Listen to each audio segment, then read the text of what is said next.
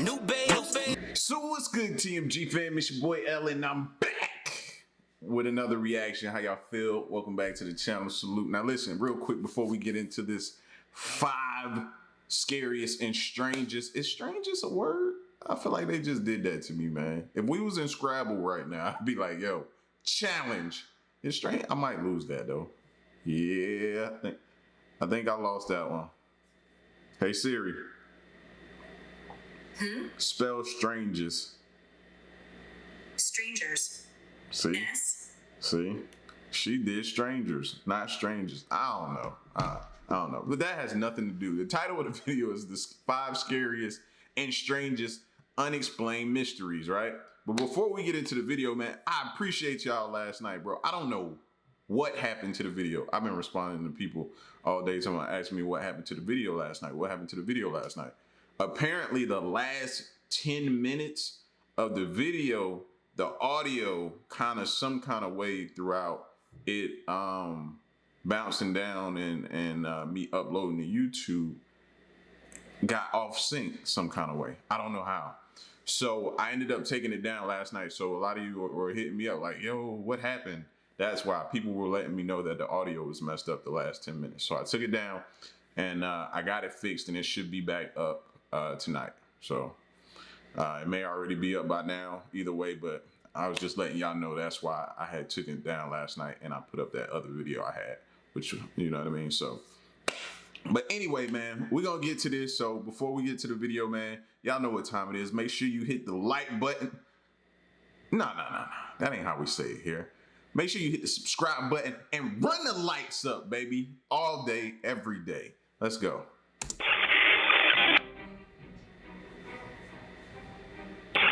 Every single day, things happen all around the world that defy conventional explanations. And most of the time, unless it happens to yourself or someone you know directly, then chances are you'll never even know it happened. From very strange missing persons cases, to someone dying and literally being brought back to life. These are 5 of the scariest and strangest unexplained mysteries. Now, when he said it sounded better. Maybe it was the way I was pronouncing it. You know what I mean? Number 5, Barbara and Patricia Grimes.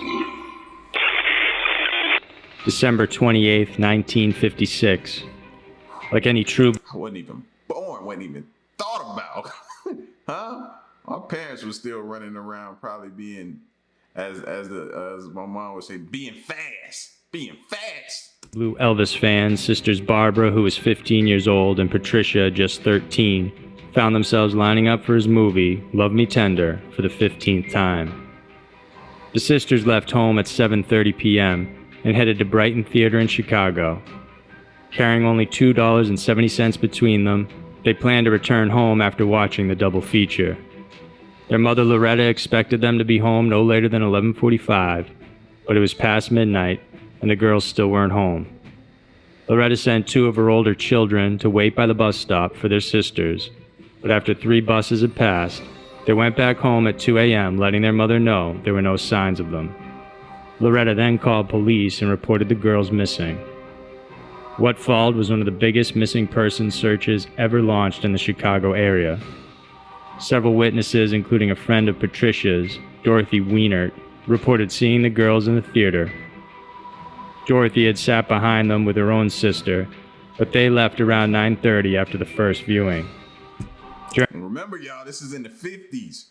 No type of camera footage, no type of CCTV, no social media. You know, you really had to hit the pavement. You had to get on, you had to, what they would say, get on Pat and Turner. That was what they called your feet back then. You know what I mean? I got old parents, man. My bad. Sometimes I slip into that old mentality they got. But yeah, man, you really had to use the dogs and different other methods that we don't have. You know what I mean? They don't have these advantages we got today. One sister, but they left around 9:30 after the first viewing. During their disappearance and the events leading up to it, witnesses came from all around. Some said they saw the girls boarding a bus or checking into a hotel.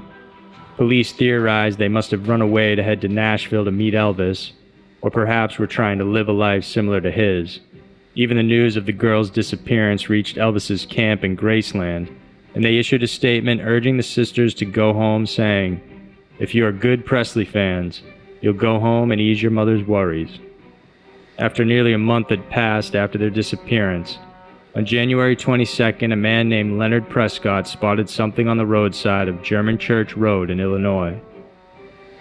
He thought what he saw were mannequins dumped on the side of the road. He pulled over, and as he got closer, he realized these were not statues of any sort. There on the roadside were the naked and semi-frozen bodies of Barbara and Patricia Grimes. They were both positioned awkwardly, with Barbara lying face down and Patricia on top of her. Autopsy reports stated that the last meal they had eaten was from the night they disappeared, indicating they had been killed within hours after leaving the theater. However, the chief investigator for the county, Harry Gloss, argued that the thin layer of frost that formed on the bodies indicated they could have been alive up until January 7th. Wow. The snowfall that day would have been enough to react to the body's warmth and form the layer. He stood by his statement and refused to retract it, and was later fired because of it. As for the actual cause of death, there were no visible fatal wounds on the bodies or any indication they may have been poisoned or drugged. The only suspicious mark was a puncture wound in Barbara's chest, which looked like it came from an ice pick. Their official cause of death, though, is stated as secondary shock, which is exposure to low temperatures. There were various suspects, including Benny Bedwell, a 21-year-old drifter who first admitted to the crime but later recanted, saying he was pressured by police. Another suspect, Max Flagg, admitted to kidnapping the girls and agreed to take a polygraph, which he did and failed. He was let go in this instance, but was sent to prison for the murder of another young woman just a few years later. To this day, the case remains open. As of 2013, author and retired police officer Ray Johnson has created a renewed interest in the case. He realized a similar crime happened a year after the girls disappeared, that of Bonnie Lee Scott. She was also found naked and with the same puncture wound as the Grimes sisters. He also said a third victim, who was 14 at the time, was abducted together along with the sisters, but managed to escape. However, she never told her story publicly, because she was too scared of what might happen to her. And see what you gotta think about, bro. And this is why I be like very, very cautious if you go to like concerts and different things like that. Cause what happens is a lot of these people pose as like these they pose as these guys that can give you access to the stars. You know what I mean? A lot of the women be so head over heels over certain stars or whatever, or performers or entertainers, that, you know what I mean, they don't be thinking and processing the information that somebody, or thinking about what could go wrong. They're just so anxious to meet maybe their crush or somebody who they really, really want to, you know what I mean? So, or their groupies. And groupies get caught up a lot of the times, because what'll happen is these guys who abduct these women, they'll be like, oh, for such and such amount of price, or you wanna meet them? I can take you to meet them? That's no thing. I got access. And they have this fake little tag or whatever, access pass or whatever, and you see that and you think, oh, okay, they're official. They gonna take me to see them. And then they take you somewhere, and then they kidnap you and take you out of here. You know what I'm saying? Oh, that happens to a lot of people, bro. You gotta be careful. Somebody telling you you can get access to see your favorite celebrity. Be cautious of that. Number 4. Don Henry and Kevin Ives. On August 23, 1987, the bodies of 16-year-old Don Henry and 17-year-old Kevin Ives were found sprawled out on the train tracks just south of Little Rock, Arkansas. Although the engineer saw them, he was unable to stop the momentum of the train to prevent it from running them over. With the train's loud sound, it would be impossible for the boys not to hear it or react, but the boys remained unmoving, as if they were already dead. During the investigation, police suspiciously rushed the case, stating the boys died from a drug overdose while on the tracks. But their families refused to believe them and insisted the situation be looked into further. They also questioned why a key piece of evidence, a green tarp reported by the engineer to be on the bodies at the time he ran them over, suddenly disappeared. With the persistence from the families, a grand jury eventually overruled the initial cause of death, proclaiming the boys' deaths as probable homicides. A second autopsy was then conducted, and it was discovered that Don had suffered multiple stab wounds while Kevin was knocked unconscious before the train accident. Investigations were done, but no sufficient evidence or lead were ever found as to who would have hurt the young men. Kevin's mother and many others believe the boys had witnessed or stumbled across a drug drop involving high-ranking gang members and were killed as a consequence. A witness also reported a police officer beating up 2 teenagers in a parking lot before throwing them in a car and driving off that day. Was it? Did they just show a picture of like the Rodney King incident? Was that picture? I think that's what this picture is. Yo, bro, bad choice of picture to use as a reference point. However, it's unclear whether the boys were Kevin and Don.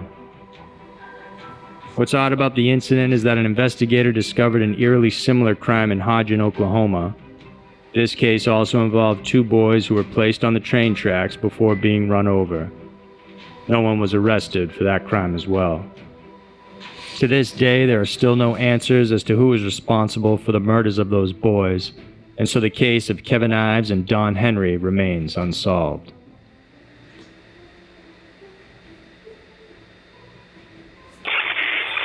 How many of y'all sitting there thinking like me that could have easily been us back in the day?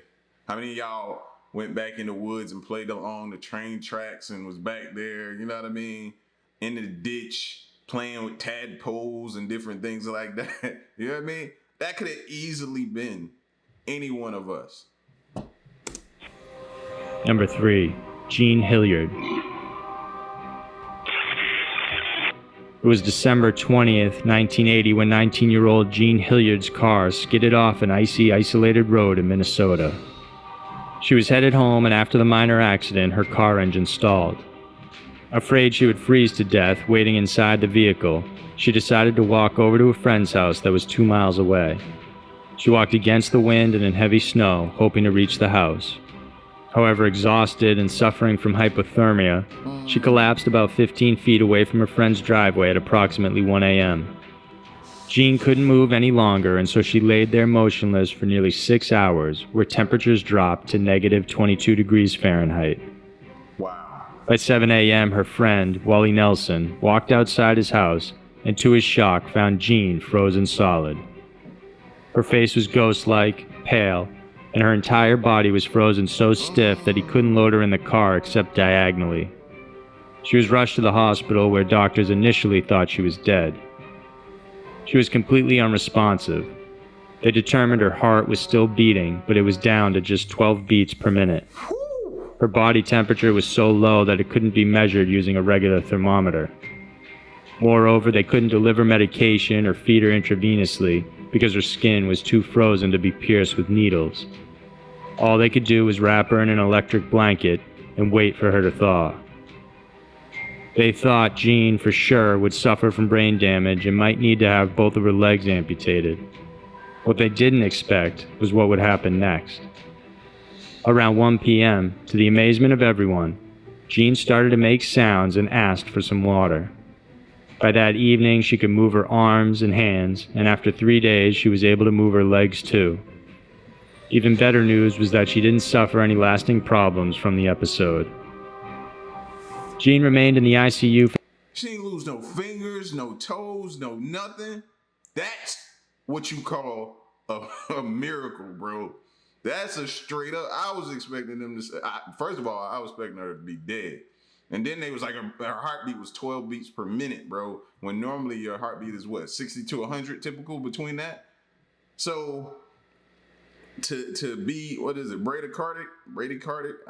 Hey, I ain't been an EMT in a long time, but I'm trying to remember some of the terms. But I'm going to just say slow heart rate. How about that? You know what I mean? Slow heart rate, 12 beats per minute, bro.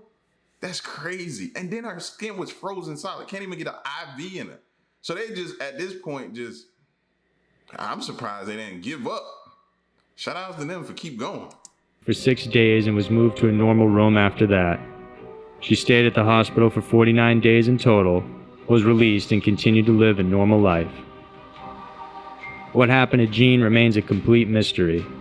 A case like hers had never been seen before this or after. It defies science as we know it, and nobody knows how she could have survived being frozen solid and reviving without suffering any long-term damage to her body or brain.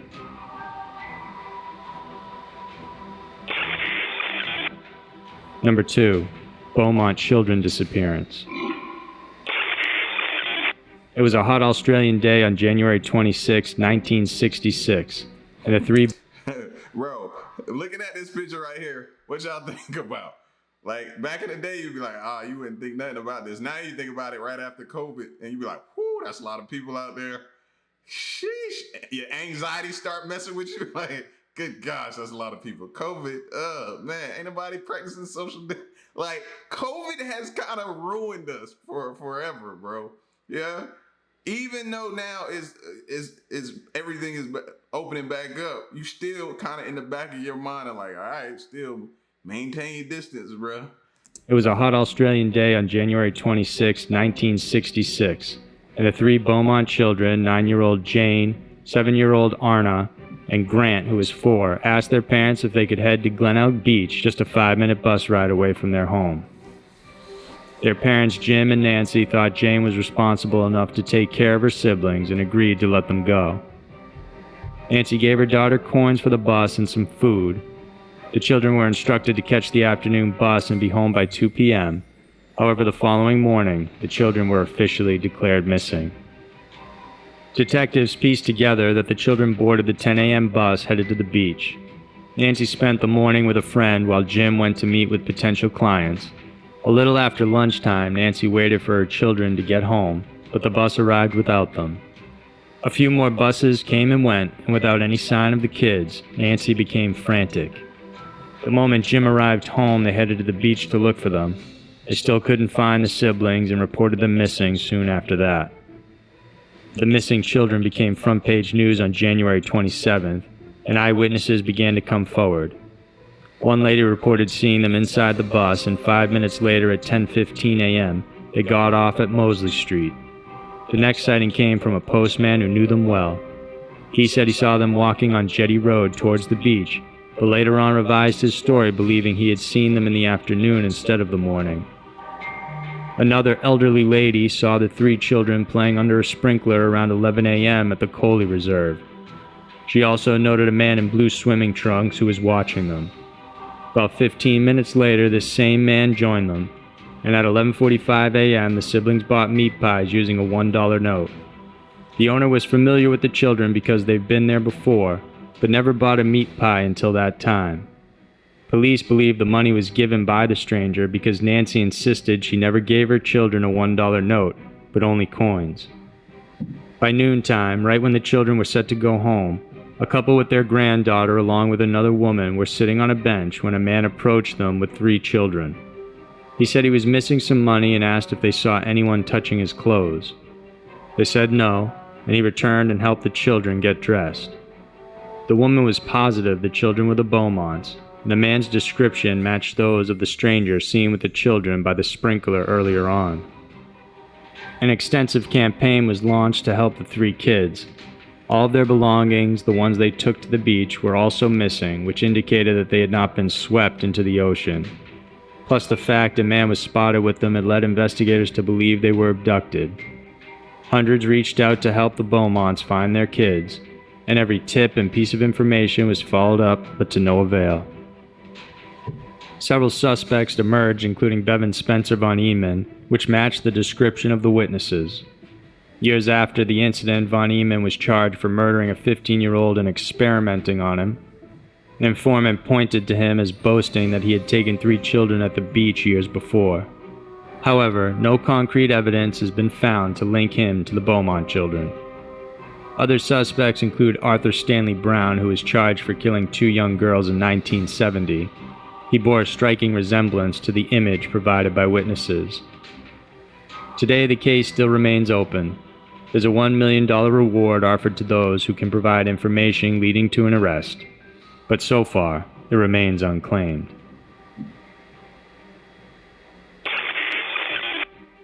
Number 1. Angela Hammond. In Missouri, on April 4th, 1991, Angela had just dropped off her fiancé Rob at his house. She promised she would call him within a few hours so they could plan to meet up later on. At around 10 p.m., Angela did as promised and called Rob from a payphone in the middle of town, right near a grocery outlet. While on the phone with Rob, Angela mentioned an unusual vehicle circling the lot, which she described as an old green Ford pickup truck. The truck soon pulled over next to the payphone, and a man she described as filthy and bearded went and used the payphone next to hers. But he quickly went back to his pickup and used a flashlight as if he was looking for something he dropped.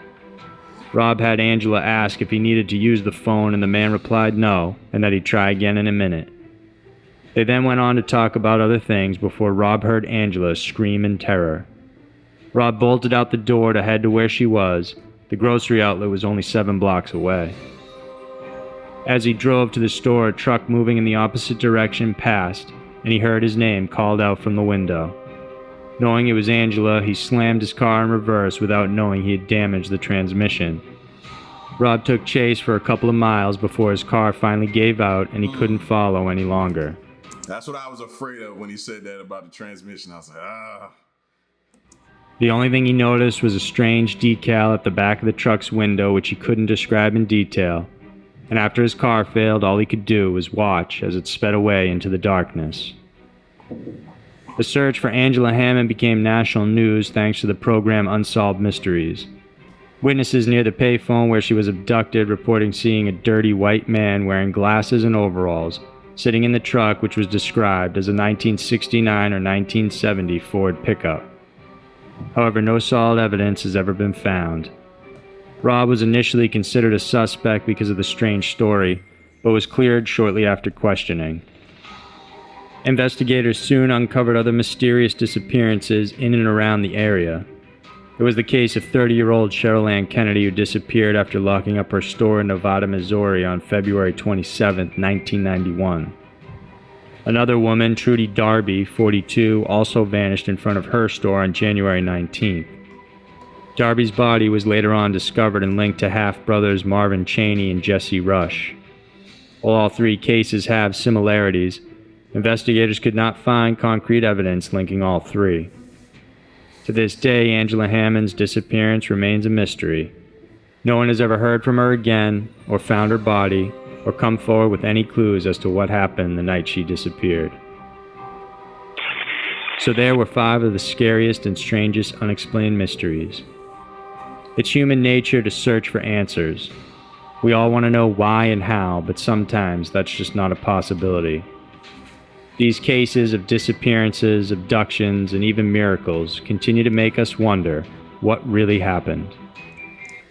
and we should have like we may have that or not, but we should have like a special division that's just devoted into going back through all old cases such as these. You know what I mean? And just trying something every now and then, just throwing something against the wall to see if it'll stick.